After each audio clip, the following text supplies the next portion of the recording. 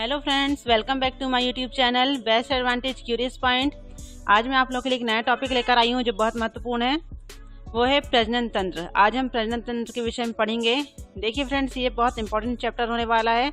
मैं आपको सरल से सरल लैंग्वेज में समझाने की पूरी कोशिश करूँगी, तो वीडियो मेरे साथ लास्ट तक बने रहिएगा। तो चलिए फटाफट वीडियो को स्टार्ट करते हैं। प्रजनन तंत्र यानी कि रिप्रोडक्टिव सिस्टम का कार्य संतान उत्पत्ति है। प्राणी वर्ग मात्र में प्रकृति ने संतानोत्पत्ति की अभिलाषा और शक्ति भर दी है। जीवन का यह प्रधान लक्षण है। प्राणियों की निम्नतम श्रेणी जैसे अमीबा नामक एक कोशीय जीव, जीवाणु तथा वायरस में प्रजनन या संतानोत्पत्ति ही जीवन का लक्षण है। देखिए, इसका कहने का मतलब ये है कि जिस प्रक्रम के द्वारा जीव अपनी संख्या में वृद्धि करते हैं, अपने समान जीवों को जन्म देना क्या कहलाता है? प्रजनन कहलाता है। जीवों के प्रजनन में भाग लेने वाले जो अंग होते हैं वो प्रजनन अंग कहलाते हैं, तथा एक जीव के सभी प्रजनन अंगों को सम्मिलित रूप से क्या बोलेंगे? हम प्रजनन तंत्र बोलेंगे। एक जीव है, उसके सभी प्रजनन अंगों को एक साथ हम क्या बोलेंगे? प्रजनन तंत्र कहेंगे। ठीक है। प्रजनन दो तरह से होता है, ये आपको याद रखना है। इसमें इम्पोर्टेंट ये है कि प्रजनन दो तरह से होता है। अलैंगिक जनन, इसका मतलब होता है एसेक्सुअल रिप्रोडक्शन, और दूसरा होता है लैंगिक जनन यानी कि सेक्सुअल रिप्रोडक्शन। आपको इसके इंग्लिश नाम भी याद रखने हैं। ठीक है, आगे देखते हैं। अलैंगिक जनन यानी कि एसेक्सुअल रिप्रोडक्शन, इसमें क्या होता है? इसमें नर और मादा की आवश्यकता नहीं होती। अलैंगिक जनन में नर और मादा की आवश्यकता नहीं होती प्रजनन के लिए। इसमें तीन चीजें आती हैं जो आपको याद रखनी है: विखंडन, मुकुलन और कायिक जनन। ठीक है, अब हम इसके बाद विषय में पढ़ेंगे कि विखंडन क्या होता है। देखिए, जब कोई एक कोशिका अन्य कोशिकाओं में टूट जाती है, मान लीजिए कोई एक कोशिका है वो टूटकर दो भागों में विभाजित हो जाती है, तो उससे हम कहेंगे विखंडन कहते हैं। ठीक है, नाम ही से क्लियर है, विखंडित होना। इसके बाद है मुकुलन। मुकुलन को बडिंग भी कहते हैं। वह प्रक्रिया होती है जिसमें शरीर के किसी अंग के कट जाने से एक नई चीज बन जाती है, उसे ही मुकुलन कहते हैं। मान लीजिए कोई पेड़ है, पेड़ का एक सिरा कट के नीचे गिर गया और उसी सिरे से एक नया पेड़ सेम शक्ल का बन गया, तो उसे हम मुकुलन या बडिंग कहेंगे। ठीक है। तीसरा है कायिक जनन। जब कभी किसी शरीर के किसी अंग द्वारा नया अंग विकसित हो जाता है तो उसे कायिक जनन कहते हैं। कायिक जनन का सबसे अच्छा उदाहरण है पत्थरचटा। पत्थरचटा की पत्ती आपने देखे होंगे, उस पत्ती के ऊपर से एक नया पत्ती उभर के आ जाती है। ठीक है, निकल जाती है, तो उसे कहते हैं शरीर के ऊपर से एक नया शरीर बना लेना, कायिक जनन होती है। नाम से क्लियर है। ठीक है, तो अलैंगिक जनन में आपको इतनी चीजें याद रखना है कि अलैंगिक जनन में इसमें नर और मादा की आवश्यकता नहीं होती। तीन चीजें हैं: विखंडन, मुकुलन और कायिक जनन। ये आपको याद रखना है। ठीक है, अब आगे देखते हैं। आगे है लैंगिक जनन। अलैंगिक जनन हमने पढ़ लिया, अब पढ़ते हैं हम लैंगिक जनन क्या होता है, यानी कि सेक्सुअल रिप्रोडक्शन। प्रजनन की वह क्रिया जिसमें दो युग्मकों यानी कि गैमेट, युग्मकों को गैमेट भी कहते हैं, आपको याद रखना है। ठीक है, के मिलने से बनी रचना युग्मज यानी कि जायगोट द्वारा नए जीव की उत्पत्ति होती है। बेसिकली इसके कहने का मतलब ये है, आपको सिर्फ इतना याद रखना है। अलैंगिक जनन मतलब इसमें नर मादा की आवश्यकता नहीं होती, और लैंगिक जनन मतलब इसमें नर और मादा की आवश्यकता होती है प्रजनन के लिए। अब क्वेश्चन है, पौधे अलैंगिक जनन में आएंगे कि लैंगिक जनन में आएंगे? तो ये आएंगे लैंगिक जनन में, ये आपको याद रखना है। ठीक है, पेड़ पौधे जो होते हैं वो लैंगिक जनन में आते हैं, और जानवर और मनुष्य, ये सब क्या होंगे? लैंगिक जनन में आएंगे। तो आपको इतनी चीजें याद रखनी है। अलैंगिक जनन में नर और मादा की आवश्यकता नहीं होती, और लैंगिक जनन में नर और मादा की आवश्यकता होती। आगे है नर जनन तंत्र। देखिए, जो जीव केवल शुक्राणु उत्पन्न करते हैं उसे नर कहते हैं। ठीक है, मेल में क्या होता है? स्पर्म बनता है, और मादा में क्या बनता है? अंडाणु बनता है। ठीक है, ये आपको याद रखना है। यहाँ देखिए नर जनन अंग का चित्र दिया गया है, इसे हम और अधिक विस्तार से समझते हैं। थोड़ा थोड़ा चित्र में समझ लेते हैं, उसके बाद थ्योरी में तो हम पढ़ेंगे ही। ठीक है, ये जो दो गोले दिख रहे हैं आपको नीले कलर के, ठीक है, इसे क्या कहते हैं? वृषण यानी कि टेस्टिस। देखिए, नर का जो मुख्य जनन अंग होता है वो होता है टेस्टिस यानी कि वृषण। ठीक है, मेल का जो मेन प्रोडक्टिव अंग होता है वो होता है ये दोनों। ठीक है, यानी कि टेस्टिस। मेल जो है वो फीमेल के प्रति इसी कारण अट्रैक्टिव होता है। जितनी भी लैंगिक क्रियाएं होती है इसी कारण होती हैं। ठीक है, इसी टेस्टिस के कारण होती है, और इनकी संख्या 2 होती है। ठीक है, ये क्या बनाता है? स्पर्म बनाता है। टेस्टिस क्या बनाता है? स्पर्म बनाता है, और स्पर्म का जीवन काल मात्र 20 मिनट का होता है। ठीक है, टेस्टिस से एक हार्मोन निकलता है, कौन सा? टेस्टोस्टेरोन। ये याद रखना है, जिसमें बदबू बहुत ज्यादा होती है। टेस्टिस से निकलने वाले हार्मोन को टेस्टोस्टेरोन कहते हैं, ये आपको याद रखना है। ठीक है, तो मेल का मेन प्रोडक्टिव अंग क्या हो गया? टेस्टिस। ये स्पर्म बनाता है। ठीक है, इतनी चीजें याद रखनी है, और स्पर्म का जीवन काल मात्र 20 मिनट का होता है। ठीक है, जितनी भी लैंगिक क्रियाएं होती है इसी कारण होती हैं। ठीक है, अब देखते हैं, ये जो रेड कलर के गोले दिख रहे हैं, टेस्टिस के बाहर जो सुरक्षा कवच होता है उसे कहते हैं अधिवृषण यानी कि एपिडिडमिस। टेस्टिस के बाहर जो सुरक्षा कवच होता है वो होता है एपिडिडमिस। अस्थायी रूप से जो स्पर्म होता है वो इसी में रहता है। देखिए टेस्टिस तो बनाता है स्पर्म, ठीक है, लेकिन जो अस्थायी रूप से स्पर्म रहता है वो रहता है अधिवृषण में। ये क्वेश्चन आगे पूछेगा मॉक टेस्ट में, ठीक है, तो याद रखिएगा। अब देखते हैं आगे, ये जो दो नस दिख रही हैं इसे कहते हैं शुक्रवाहिका यानी कि वेस डिफरेंस। एक एक चीज को ध्यान से समझते चलिएगा, ठीक है। शुक्रवाहिका ये दो नस होती हैं, ठीक है, वेस डिफरेंस नाम की। अब ध्यान दीजिए, आपने वैक्सोटॉमी सुना होगा, ठीक है, वैस्कोटॉमी यानी कि पुरुष नसबंदी। इसी जो वेस डिफरेंस जो नस है ना, इसी को काट दिया जाता है तो वो हो जाती है पुरुष नसबंदी कहलाती है। पुरुष नसबंदी में कौन सी नस काटी जाती है? ये वेस डिफरेंस नाम की नस, याद रखिएगा। अब इसका मेन काम क्या है? वेस डिफरेंस नस का जो टेस्टिस में जो स्पर्म बनता है वो उसको आगे तक ले जाने का काम करती है वेस डिफरेंस नस यानी कि शुक्रवाहिका। शुक्रवाहिका का काम क्या है? टेस्टिस में बन रहे स्पर्म को आगे पेनिस तक ले जाना। कहाँ तक ले जाना? इस पेनिस तक ले जाना। शुक्रवाहिका का काम है कि टेस्टिस में जो स्पर्म बन रहा है उसको कहाँ तक ले जाना? पेनिस तक ले जाना, ठीक है। अब देखिए, ये जो किडनी मूत्र मार्ग ये दिख रहा है, यहाँ से मूत्र की नली रहती है, ठीक है, जो नस गई रहती है वहाँ से, जो वो कहाँ मिलती है? पेनिस में आकर मिलती है। अब यहाँ से यानी कि यहाँ से यूरिन निकलेगा, यूरिन कहाँ जाके मिलेगा? पेनिस में। अब यहाँ से टेस्टिस से स्पर्म निकलेगा, वो भी कहाँ मिलेगा? पेनिस मिलेगा।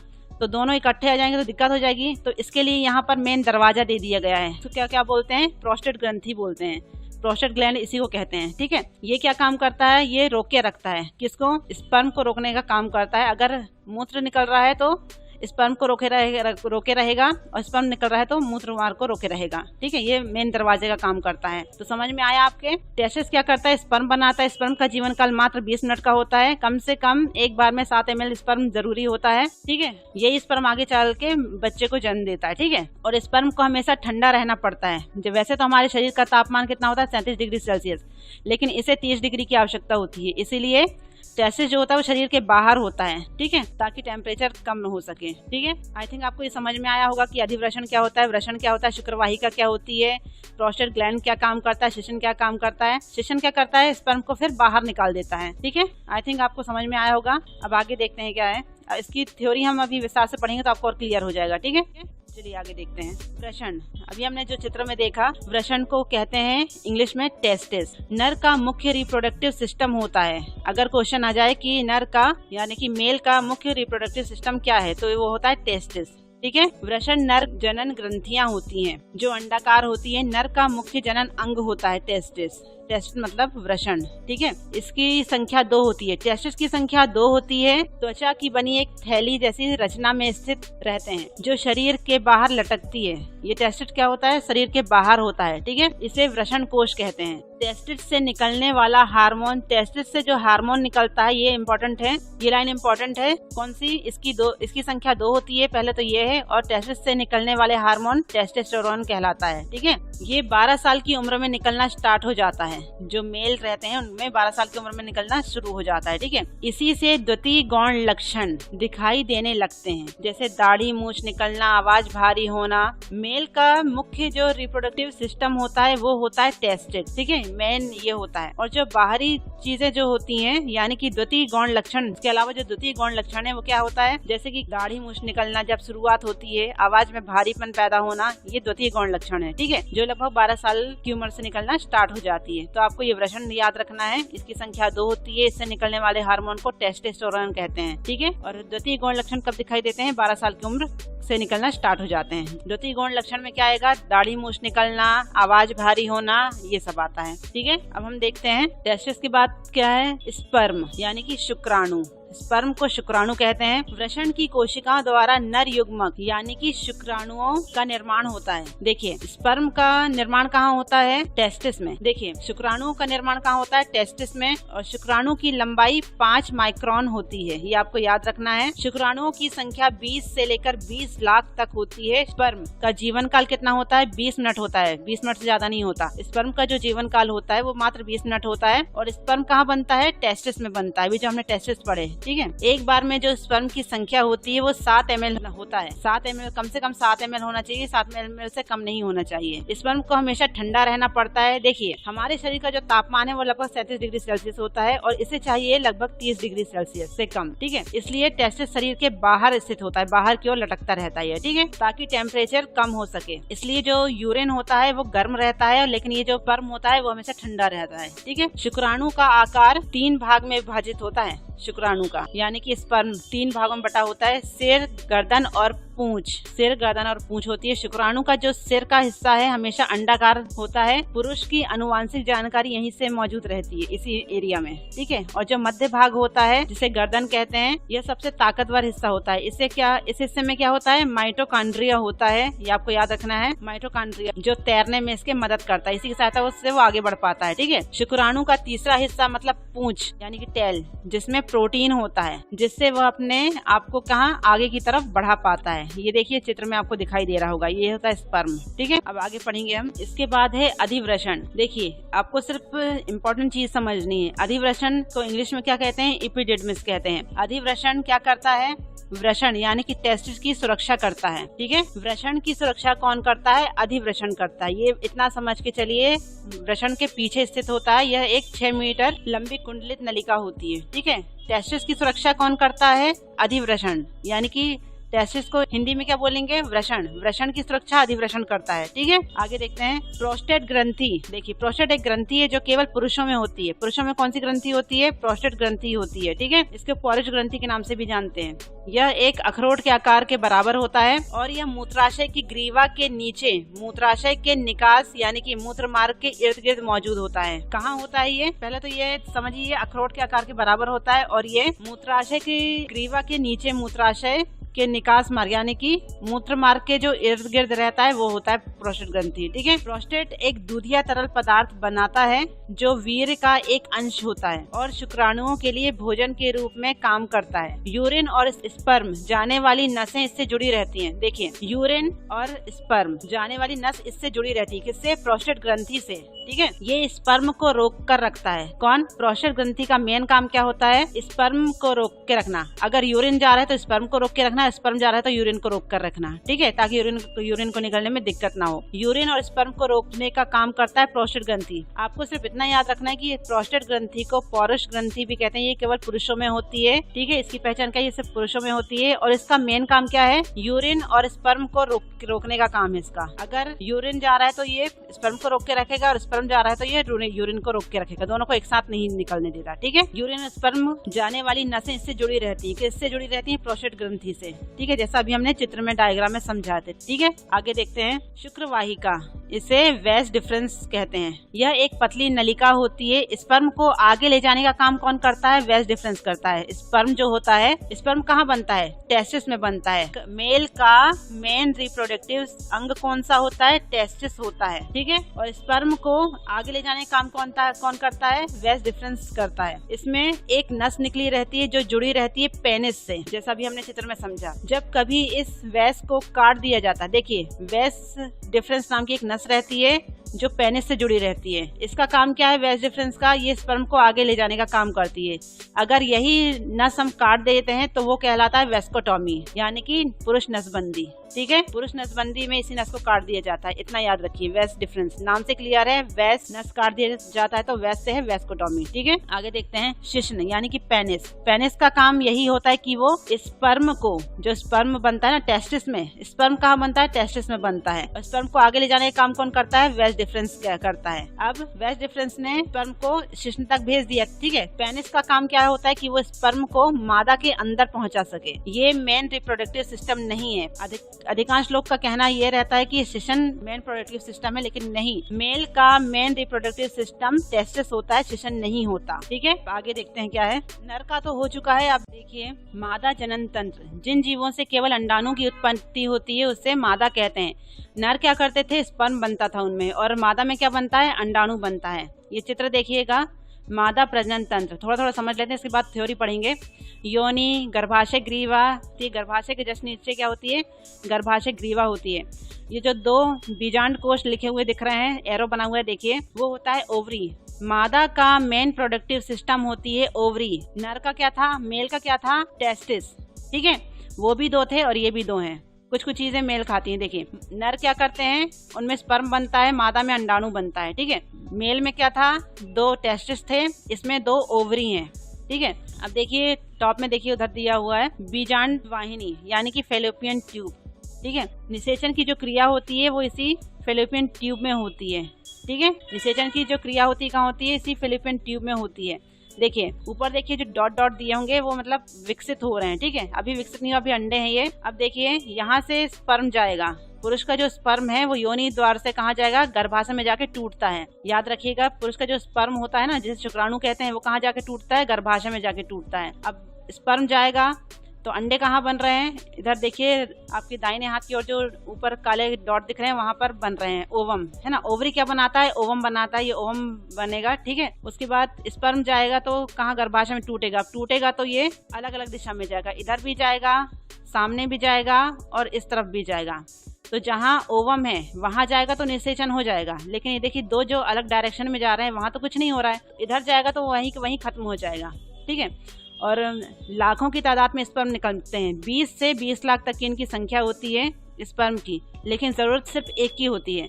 तो जो पहले पहुंच गया ओवम के पास वो निषेचन की क्रिया कर लेगा, जो बाकी के ओवम और बाकी के जो स्पर्म बचे रहेंगे वो अपने आप ही खत्म हो जाते हैं। ठीक है, एक ही स्पर्म की जरूरत पड़ती है ओवम से क्रिया करने के लिए, और जो क्रिया होगी वो क्या होगा, निषेचन। और निषेचन के परिणाम स्वरूप क्या बनता है, जायगोट। ठीक है, और ये जो गर्भाशय है इसी में क्या रहता है, भ्रूण पनपता है। ठीक है, एम्ब्रॉय जिसे कहते हैं, भ्रूण इसी में पनपता है।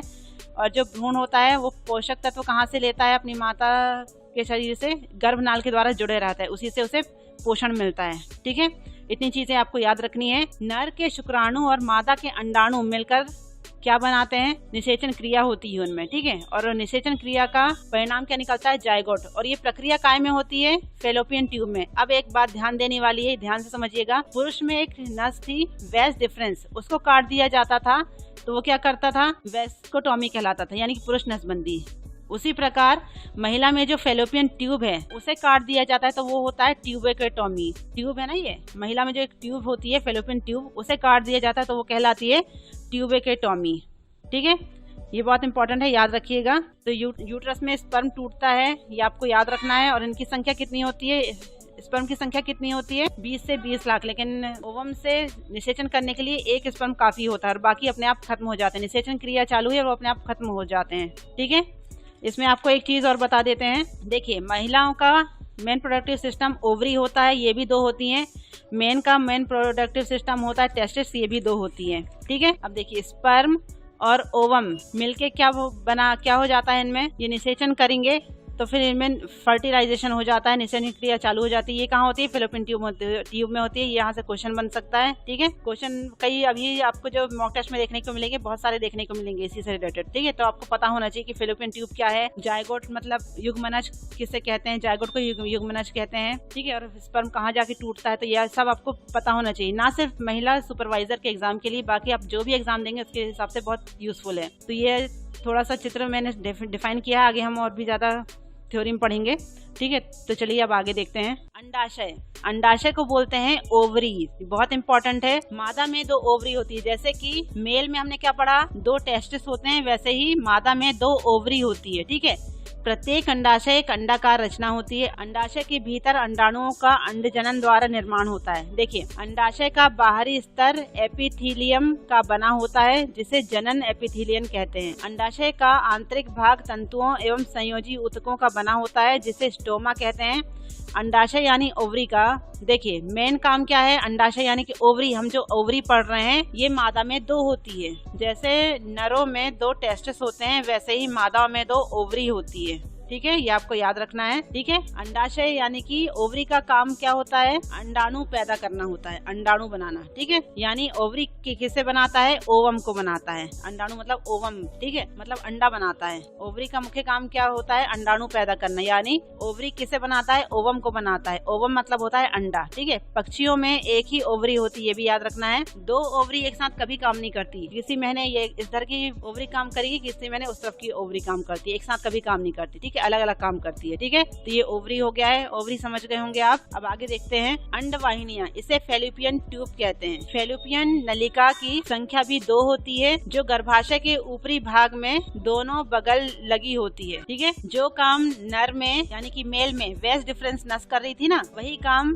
मादा में फैलोपियन ट्यूब करती है। ठीक है, और यही ट्यूब नर में क्या था, वेस डिफरेंस नस को काट देते हैं तो वैक्सोटॉमी कहलाता है, यानी कि पुरुष नसबंदी। और मादा में ये जो फैलोपियन ट्यूब होती है इसको काट दिया जाता है तो क्या हो जाता है, ये ट्यूबेक्टोमी कहलाता है, यानी कि महिला नलबंदी कहलाती है। ठीक है, आगे देखते हैं गर्भाशय यानी कि यूट्रस, यह एक नाशपाती के समान रचना होती है, इसको गर्भाशय कहते हैं। कैसा दिखता है, नाशपाती के आकार के समान रचना होती है। बच्चा जो होता है वो इसी गर्भ में रहता है, बच्चा जो रहता है ना वो इसी गर्भ में रहता है। गांव में इसे बच्चादानी भी कहते हैं। ये जो गर्भाशय है ये कहाँ जुड़ा रहता है, वेजाइना से जुड़ा रहता है।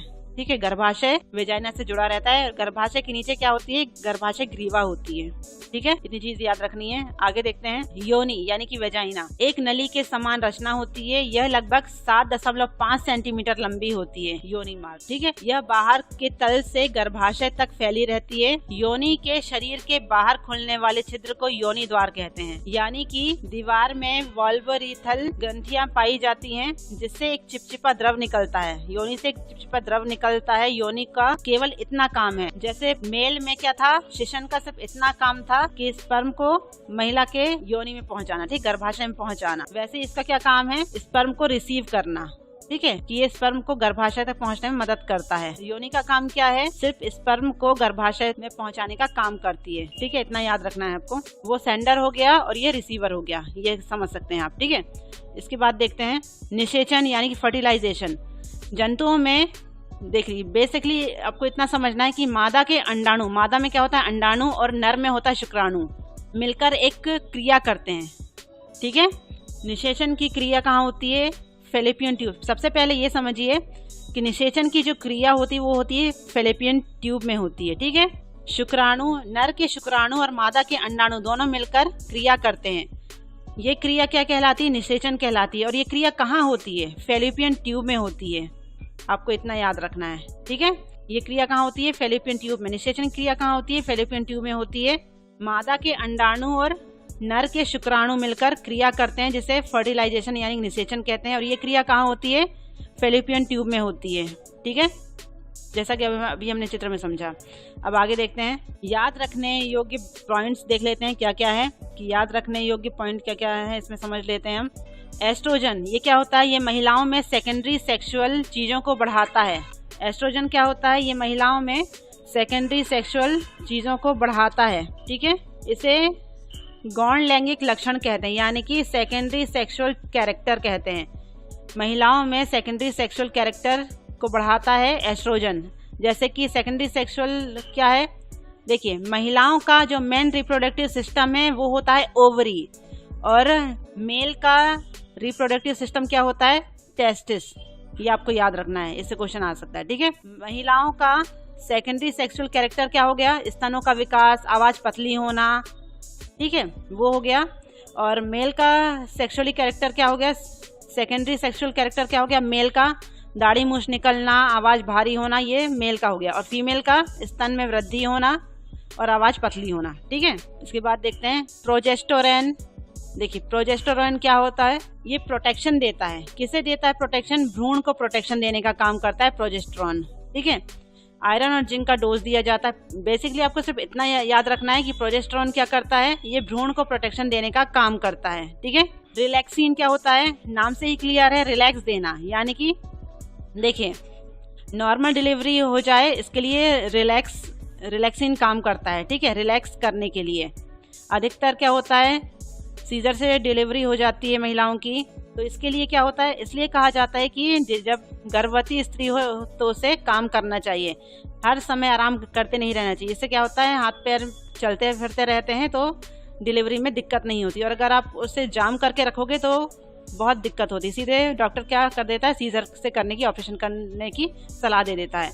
इसलिए जो रिलैक्सिन जो होता है वो क्या होता है, रिलैक्स करता है। ठीक है, नॉर्मल, ताकि नॉर्मल डिलीवरी हो सके। इम्यूनिटिक सैक, ये क्या होता है, बच्चा एक झिल्ली में रहता है, उससे क्या कहते हैं, इम्यूनिटिक सैक कहते हैं। बच्चा गर्भाशय में एक झिल्ली के अंदर रहता है, उसे क्या कहते हैं? एम्नियोटिक सैक कहते हैं। जब बच्चा जन्म लेने वाला होता है तो रिलैक्सिन हार्मोन, रिलैक्सिन क्या है? एक हार्मोन है जो बच्चे का सिर नीचे की ओर करने में मदद करता है। बच्चे का सिर अगर ऊपर की ओर है तो रिलैक्सिन हार्मोन क्या करता है? उसे बच्चे का सिर नीचे की ओर करने में मदद करता है। अब देखते हैं आगे क्या है। जाइगोट यानी कि नर युग्मक शुक्राणु और मादा युग्मक अंडाणु क्रिया करते हैं। ये क्रिया कहाँ होती है? फैलोपियन ट्यूब में होती है। शुक्राणु और अंडाणु मिलकर क्रिया करते हैं, उस क्रिया को निषेचन कहते हैं। ये क्रिया होती है फैलोपियन ट्यूब में, ठीक है।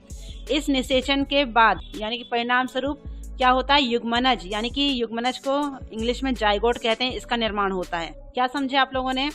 नर के शुक्राणु और मादा के अंडाणु मिलकर क्रिया करते हैं, उस क्रिया को निषेचन कहते हैं। ये निषेचन क्रिया होती है फैलोपियन ट्यूब में। ये निषेचन क्रिया किसका निर्माण करती है? युग्मनज यानी कि जाइगोट का निर्माण होता है इससे, ठीक है। इसी युग्मनज को क्या कहते हैं? जाइगोट के नाम से भी जानते हैं।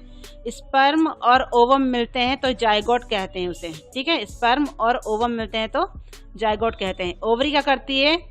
ओवम का निर्माण करती है, ठीक है, यानी कि अंडा बनाती है। आगे देखते हैं अंडाशय। अंडाशय में क्या होता है? अंडा उत्पन्न होता है, ठीक है। गर्भाशय ग्रीवा, गर्भाशय के नीचे वाले भाग को गर्भाशय ग्रीवा कहते हैं। ये सभी हम अभी मॉक टेस्ट में पढ़ेंगे तो उसमें और विस्तार से पढ़ेंगे, ठीक है। ऋतुस्राव क्या होता है? ऋतुस्राव चक्र को ही मासिक धर्म या रजोधर्म कहते हैं, ठीक है। इसके बाद है मेनार्की। क्या होती है? लड़कियों में मासिक धर्म प्रथम बार जब आता है यानी कि 12 से 13 वर्ष की आयु में प्रारंभ होता है, इसे मेनार्की कहते हैं, ठीक है। पुबर्टी क्या होती है?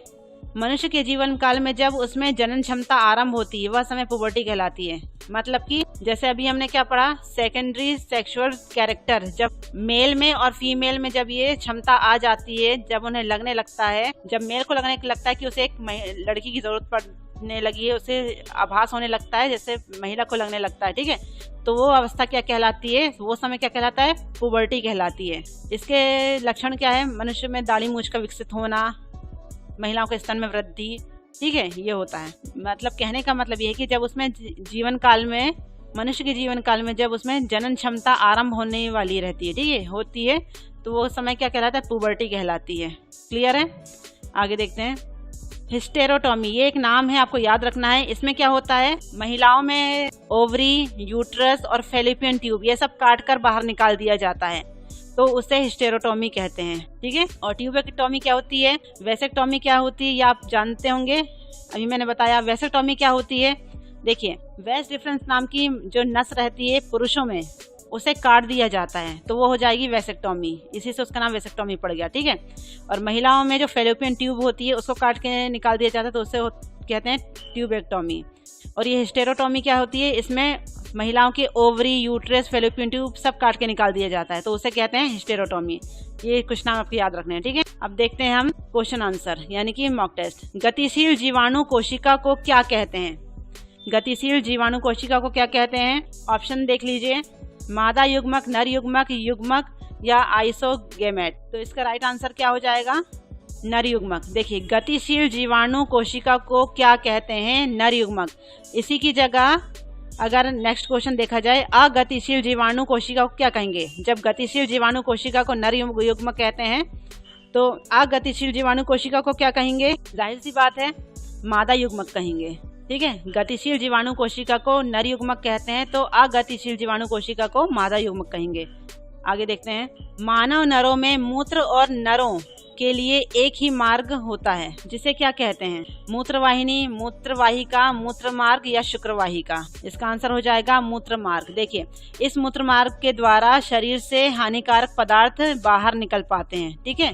मूत्र में 96% जल व 2% यूरिया होता है, ठीक है। रंग पीला होता है और इसका पीएच वैल्यू कितना होता है? 7.4 होती है मूत्र की, ठीक है। आगे देखते हैं, पुरुष में प्राथमिक जनन अंग कौन सा है? अभी हमने पढ़े पुरुष में प्राथमिक यौन जनन अंग कौन सा होता है? बताइए। वृषण, प्रोस्टेट, वेस डिफरेंस या वीर्य। हिंदी नाम और इंग्लिश नाम दोनों आपको याद रखना है। अभी मैंने बताया था वृषण यानी कि टेस्टिस। मनुष्य का यानी कि पुरुष का प्राथमिक यौन जनन अंग कौन सा होता है? वृषण, ठीक है। आगे देखते हैं, अगला क्वेश्चन है, प्रोस्टेट ग्रंथि किसके नीचे मौजूद रहती है? लिंग, गुर्दे, मूत्राशय या अंडकोश। प्रोस्टेट ग्रंथि किसमें पाई जाती है? अभी मैंने आपको बताया है, तो इसका राइट आंसर क्या हो जाएगा? मूत्राशय। प्रोस्टेट ग्रंथि किसके नीचे मौजूद रहती है? मूत्राशय की। ठीक है, प्रोस्टेट ग्रंथि के विषय में भी हमने क्या पढ़ा? प्रोस्टेट ग्रंथि केवल पुरुषों में होती है, जिसे पौरुष ग्रंथि भी कहते हैं। ठीक है, तो ये कहाँ मौजूद रहती है? मूत्राशय के नीचे। आगे देखते हैं हम। अंडा अंडाशय से कोख में किसके माध्यम से लाया जाता है? अंडा अंडाशय से कोख में किसके माध्यम से लाया जाता है? गर्भाशय, डिंबवाहिनी, वेस्ट डिफरेंस या अंडकोश। डिंबवाहिनी को फैलोपियन ट्यूब कहते हैं। ठीक है, अंडा अंडाशय से कोख में किसके माध्यम से लाया जाता है? तो इसका आंसर क्या हो जाएगा? डिंबवाहिनी हो जाएगा। देखिए, यानी कि फैलोपियन ट्यूब महिलाओं में इसकी संख्या 2 होती है, जो अंडाशय को गर्भाशय से जोड़ती है। फैलोपियन ट्यूब क्या करती है? अंडाशय को गर्भाशय से जोड़ती है और इनकी संख्या 2 होती है। ये इसकी लंबाई लगभग 10 सेंटीमीटर होती है। ठीक है, अगला देखते हैं। निम्न में से कौन शामिल हो जाए तो और अधिक विविधता उत्पन्न हो जाएगी? निम्न में से कौन शामिल हो जाए तो और अधिक विविधता उत्पन्न हो जाएगी? अलैंगिक प्रजनन, लैंगिक प्रजनन, बाइनरी विखंडन या मुकुलन। तो इसका आंसर क्या हो जाएगा? लैंगिक प्रजनन। आगे देखते हैं। उस अंग का नाम बताइए जहां भ्रूण विकसित होता है। उस अंग का नाम बताइए जहां भ्रूण विकसित होता है। गर्भाशय, मूत्रवाहिनी, गर्भाशय ग्रीवा या फैलोपियन ट्यूब। अब भ्रूण कहाँ विकसित होता है बताइए? तो वो होता है गर्भाशय में। ठीक है, उस अंग का नाम बताइए जहाँ भ्रूण विकसित होता है। तो कहाँ होता है? भ्रूण विकसित होता है गर्भाशय में। ठीक है, आगे देखते हैं। निषेचन के परिणाम स्वरूप किस एक का निर्माण होता है? निषेचन कैसे होता है? मेल के शुक्राणु और मादा के अंडाणु मिलकर जो क्रिया करते हैं उसे निषेचन कहते हैं। ठीक है, और ये निषेचन क्रिया फैलोपियन ट्यूब में होती है और निषेचन का परिणाम क्या निकलता है? जायगोट। ठीक है, तो निषेचन के परिणाम स्वरूप किस एक का निर्माण होता है? युग्मक, अंडाशय, युग्मनज या गर्भनाल। तो इसका आंसर क्या हो जाएगा? युग्मनज। युग्मनज यानी कि होता है जायगोट। ठीक है, आपको बार बार बता रही हूँ, याद रखिएगा, हिंदी और इंग्लिश दोनों नाम। महिलाओं में यौवन की शुरुआत किससे होती है? महिलाओं में यौवन की शुरुआत किससे होती है? माहवारी, रजोनिवृत्ति, रजोदर्शन या किशोरावस्था। तो इसका राइट आंसर क्या हो जाएगा? रजोदर्शन, यानी कि जब माहवारी स्टार्ट होती है तब उसकी यौवन की शुरुआत हो जाती है। ठीक है, आगे देखते हैं। भ्रूण को एक विशेष ऊतक की सहायता से माँ के रक्त से पोषण प्राप्त होता है। भ्रूण जो होता है, गर्भ में जो भ्रूण पल रहा होता है, कहाँ पल रहा था? गर्भाशय में। ठीक है, माँ के रक्त से उसे पोषण कैसे प्राप्त होता है? गर्भाशय, गर्भनाल, गर्भाशय ग्रीवा या डिंबवाहिनी। तो इसका आंसर क्या हो जाएगा? गर्भनाल। माँ और बच्चा गर्भनाल के द्वारा जुड़े होते हैं। ठीक है, इसे ही हम प्लेसेंटा कहते हैं। ठीक है, ये महिला व भ्रूण के बीच मध्यस्थता का कार्य करता है। ऑक्सीजन और पोषण की सप्लाई भी करता है। कौन? गर्भनाल। ठीक है, आगे देखते हैं। मादाओं में अंडाणु उत्पादन की प्रक्रिया को क्या कहते हैं? मादाओं में अंडा उत्पादन की प्रक्रिया क्या कहलाती है? अंडजनन, कैशोर, रजोदर्शन या ऋतुस्राव। रजोदर्शन अलग हो जाता है, ऋतुस्राव यही माहवारी से संबंधित है। तो इसका आंसर क्या हो जाएगा? अंडजनन। मादाओं में अंडाणु उत्पन्न करने की क्रिया क्या कहलाती है? अंडजनन कहलाती है। इस क्रिया के द्वारा महिलाओं में अंडाणु उत्पन्न होते हैं। ठीक है, अंडजनन से, याद रखिएगा। ये जितने मॉक टेस्ट लगा रहे हैं बहुत इंपॉर्टेंट है, इससे आपके क्वेश्चन आएंगे, डेफिनेटली आएंगे, छोड़ना बिल्कुल नहीं। ठीक है, अगला देखते हैं। डिंब के साथ शुक्राणु का निषेचन किसमें होता है? डिंब यानी कि अंडे के साथ शुक्राणु का निषेचन किसमें होता है? अभी हमने बात की है। गर्भाशय ग्रीवा में, गर्भाशय में, अंडाशय में या फैलोपियन ट्यूब में। तो इसका आंसर क्या हो जाएगा? फैलोपियन ट्यूब में। नर के शुक्राणु मादा के अंडाणु के साथ मिलकर क्रिया करते हैं, उस क्रिया को बोलते हैं निषेचन। ठीक है, और वो पूरी निषेचन की प्रक्रिया कहाँ चलती है रहती है? फैलोपियन ट्यूब में चलती है। ठीक है, किस में होता है ये?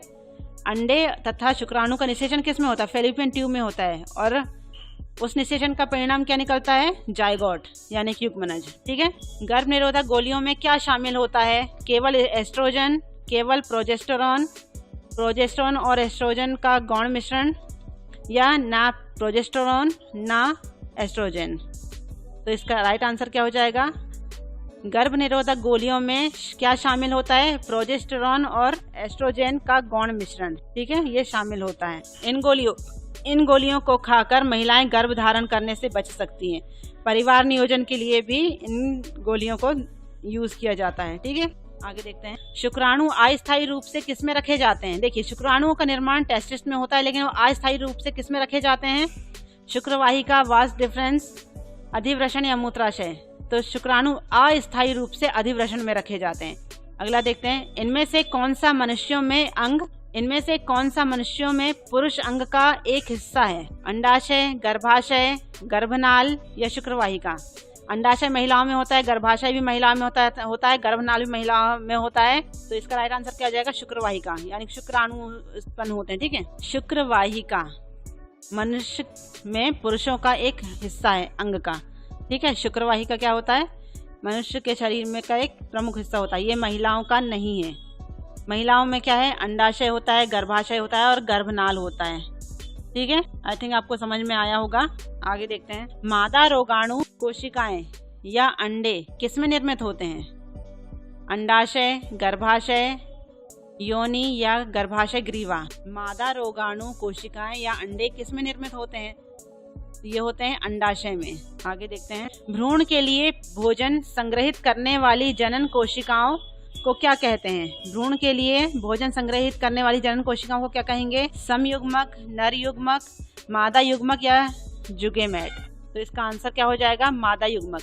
भ्रूण के लिए भोजन संग्रहित करने वाली जनन कोशिका क्या मादा युग्मक में तो होगी ना। आगे देखते हैं, शुक्राणुओं का निर्माण कहाँ होता है? देखिए, शुक्राणुओं का निर्माण कहाँ होता है? वृषण, मूत्रवाहिनी, प्रोस्टेट ग्रंथि या अंडकोश की थैली? अभी हमने पढ़ा था, चित्र में बताया था, शुक्राणुओं का निर्माण कहाँ होता है? ये होता है वृषण यानी कि टेस्टिस में। ठीक है, शुक्राणु मतलब होता है स्पर्म। ठीक है, आगे देखते हैं, बढ़ते हुए भ्रूण के लिए पोषक ऊतक के रूप में कौन कार्य करता है? युग्मनज, अंडाशय, भ्रूणपोष या बीजांड? तो इसका राइट आंसर क्या हो जाएगा? भ्रूणपोष। भ्रूणपोष बनने की क्रिया को एम्ब्रोजेनेसिस कहते हैं। ठीक है, आगे देखते हैं, निम्न में से किसकी मांसपेशियों के लयबद्ध संकुचन के परिणाम स्वरूप बच्चा पैदा होता है? फेलोपियन ट्यूब, गर्भाशय, अंडाशय या गर्भाशय ग्रीवा? इसका आंसर आ जाएगा गर्भाशय। आगे देखते हैं, निम्न में से कौन सा मादा प्रजनन तंत्र का एक हिस्सा नहीं है? कौन सा मादा प्रजनन तंत्र का एक हिस्सा नहीं है? अंडाशय, योनि, गर्भाशय या शुक्रवाहिका? क्या होगा इसका आंसर? शुक्रवाहिका तो मेल में होती है। ठीक है, मादा में नहीं होती। आगे देखते हैं, उस विधि को क्या कहते हैं जिसके द्वारा गर्भाशय में कॉपर टी रखी जाती है? कॉपर टी नाम बहुत फेमस है, आप सबने सुना होगा। गर्भ निरोध, निषेचन, गर्भधारण या शुक्रवाहिका? तो इसका आंसर क्या हो जाएगा? गर्भ निरोध। ठीक है, आगे देखते हैं, परिपक्व शुक्राणु का उत्पादन कहाँ होता है? परिपक्व शुक्राणु का उत्पादन कहाँ होता है? मूत्रवाहिनी, प्रोस्टेट ग्रंथि, वृषण, अंडकोश की थैली? परिपक्व शुक्राणु कहाँ है? शुक्राणु का उत्पादन कहाँ होता है? कितने बार रिपीट हुआ ये क्वेश्चन तो? वृषण यानी कि टेस्टिस में होता है। माँ के शरीर में बच्चे के विकास यानी कि मनुष्यों के मामले में लगभग कितने महीने में लगते हैं? 7, 9, 10 या 8? इसमें लगते हैं लगभग 9 महीने। देखिए, कुछ कंडीशन ऐसी हो जाती है कि 9 महीने से पहले बच्चे के जन्म हो जाता है, कुछ कंडीशन में 9 महीने से ज़्यादा लग जाते हैं, लेकिन जो लगभग समय तय है वो है 9 माह। ठीक है, आगे देखते हैं, नर प्रजनन तंत्र के कौन से हिस्से में मुख्य आनुवांशिक सामग्री पाई जाती है? नर प्रजनन तंत्र के कौन से हिस्से में मुख्य आनुवांशिक सामग्री पाई जाती है? अंडकोश, प्रोस्टेट ग्रंथि, मूत्रवाहिनी या शुक्राणु? अभी हमने पढ़ा था, क्या हो जाएगा? शुक्राणु। स्पर्म 3 भाग होते हैं उसमें, सिर, मध्य भाग और पूंछ। आगे है, निम्न में से किसके परिणाम स्वरूप युग्मनज का निर्माण होता है यानी कि जायगोट बनता है? निषेचन, परागण, प्रकाश संश्लेषण या गर्भनिरोध? तो इसका क्या आंसर हो जाएगा? निषेचन। आगे देखते हैं, निम्न में से कौन युवा अवस्था के समय लड़कों में दिखाई देने वाली उपस्थिति में बदलाव लाता है? एड्रेनालाइन, टेस्टोस्टेरोन, प्रोलैक्टिन या एस्ट्रोजन? क्या होगा इसका राइट आंसर? इसका आंसर हो जाएगा टेस्टोस्टेरोन। आगे देखते हैं, विदलन विभाजन के संबंध में निम्न में से कौन सा कथन सत्य है? कोशिका का आकार घट जाता है, कोशिका का आकार बढ़ जाता है, भ्रूण का आकार घट जाता है, भ्रूण का आकार बढ़ जाता है? तो इसका राइट आंसर हो जाएगा कोशिका का आकार घट जाता है। नर और मादा युग्मक आपस में मिलकर क्या बनाते हैं? नर के शुक्राणु, मादा के अंडाणु मिलकर क्या निर्माण करते हैं? अंडाणु, शुक्राणु, गर्भ या युग्मनज? इसका आंसर क्या हो जाएगा? युग्मनज। आगे देखते हैं, प्रोस्टेट ग्रंथि से होने वाला स्राव किसमें प्रवेश करता है? प्रोस्टेट ग्रंथि यानी कि पौरुष ग्रंथि जो केवल पुरुषों में होती है, वृषण, वृक्क, मूत्रमार्ग या मूत्रनली? तो इसका आंसर क्या हो जाएगा? मूत्रमार्ग। निम्न में से कौन सी एक प्रजनन कोशिका है? आरबीसी, डब्ल्यूबीसी, युग्मनज या युग्मक? तो इसका आंसर क्या आ जाएगा? युग्मक। कोशिका की बात करें तो आरबीसी डब्ल्यूबीसी तो कोई मतलब ही नहीं है इसका। युग्मनज मतलब होता है जायगोड, और युग्मक एक प्रजनन कोशिका होती है। आगे देखते हैं, निम्न में से कौन सा हार्मोन बच्चों के जन्म के बाद दूध बनने की प्रक्रिया को उत्तेजित करता है? बच्चों के जन्म के बाद महिलाओं में जो दूध बनने की प्रक्रिया को उत्तेजित कौन सा हार्मोन करता है? एस्ट्रोजेन, प्रोजेस्टिन, प्रोलैक्टिन या एड्रोजन? क्या होगा इसका आंसर? तो इसका आंसर हो जाएगा प्रोलैक्टिन। तो फ्रेंड्स, आई होप ये क्वेश्चन आपको पसंद आए होंगे। तो थैंक्स फॉर वॉचिंग। अगर आपको वीडियो पसंद आ रहा है तो प्लीज़ मेरे channel best advantage curious point को लाइक कीजिए, शेयर कीजिए, सब्सक्राइब करिए, बेल आइकन प्रेस करिए, साथ ही साथ कमेंट करना मत भूलिएगा। तो मिलते हैं नेक्स्ट टॉपिक पर, तब तक के लिए थैंक यू।